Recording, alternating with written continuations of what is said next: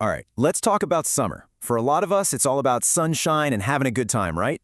But if you're living with sickle cell disease, those rising temperatures bring some unique and pretty serious risks.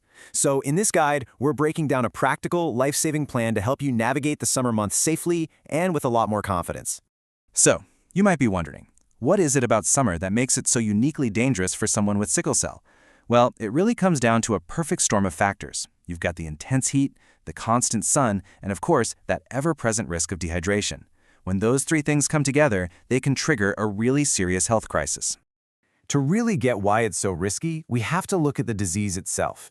See, normally, your red blood cells are nice and round, very flexible. But in sickle cell disease, they can become stiff and change into a crescent shape, kind of like a sickle. And one of the biggest triggers for this dangerous change? Dehydration. That's the #1 risk in summer. And once these cells sickle, they can clog up your blood vessels, which leads to intense pain and some very serious complications. Okay, so how do you fight back against that perfect storm? Well, the good news is managing these risks is totally possible with a clear plan. We've boiled it all down into a really simple framework we're calling the Summer Survival Guide. And it's built on just 4 golden rules. And here they are, super simple. Hydrate, cool, rest, and protect. Just think of these as the 4 pillars that hold up your entire summer safety plan. So let's dive in and break down exactly what each one of these means for you day to day. Now, before we get into the rules, let's lock in the single most important number for your summer, and that is 3 to 4 liters. That's your goal for daily water intake. It's the absolute foundation for everything else we're about to talk about. Our first rule, you guessed it, is to hydrate. And listen, this isn't just about drinking when you feel thirsty. It's about drinking consistently all day long. And you can mix it up. Things like lemon water, oral rehydration solutions or ORS, and coconut water are all fantastic for keeping your electrolytes balanced. You have to remember, dehydration is the #1 trigger for a painful crisis, which makes hydration your #1 defense. Next up, rule number 2, stay cool. Now, this is about more than just comfort. It's a real strategy. You've got to actively avoid that direct sun, especially during the peak hours between 11 a.m. and 4 p.m., and stick to light, breathable cotton clothing. But here's a tip that might actually surprise you. Avoid sudden temperature changes. That shock of going from that intense outdoor heat straight into a super cold, air-conditioned room, that can actually cause your blood vessels to constrict, which increases the risk of those sickled cells causing a blockage. Our third golden rule is simply to rest. Fatigue is another huge trigger for a sickle cell crisis. So this means you should be aiming for a solid 7 to 8 hours of sleep every single night. And just as important, avoid any heavy physical work or exercise that just leaves you feeling exhausted. The absolute key here is to listen to your body. It will tell you what it needs. And our final rule is protect. Think of this as playing defense on a few different fronts. First, protect your body with what you eat. So load up on water-rich foods like watermelon and cucumber, and try to steer clear of junk and oily foods.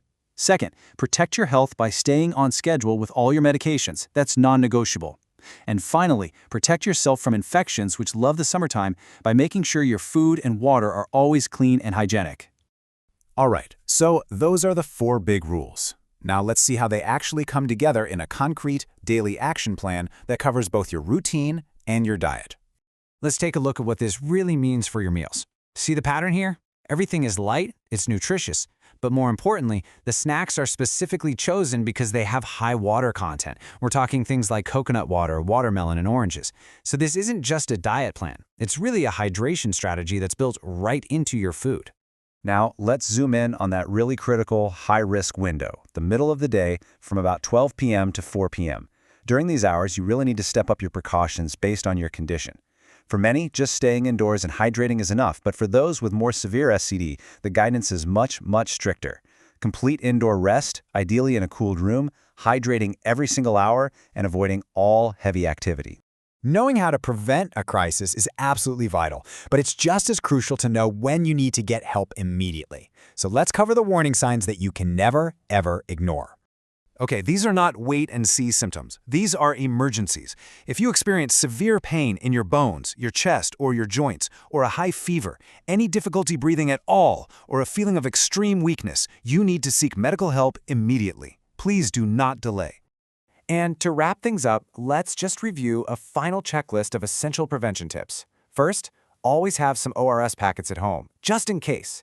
Never, ever leave the house without a water bottle. Completely avoid things that will dehydrate you, like smoking and alcohol. And we're going to say it one more time, never delay getting help if you develop a fever or pain. And all of that brings us to our final takeaway. If you remember just one thing from this whole guide, let it be this simple but really powerful formula. It translates to more water, less sun, more rest. That single phrase perfectly sums up the path to a safer, healthier summer. Thanks for watching.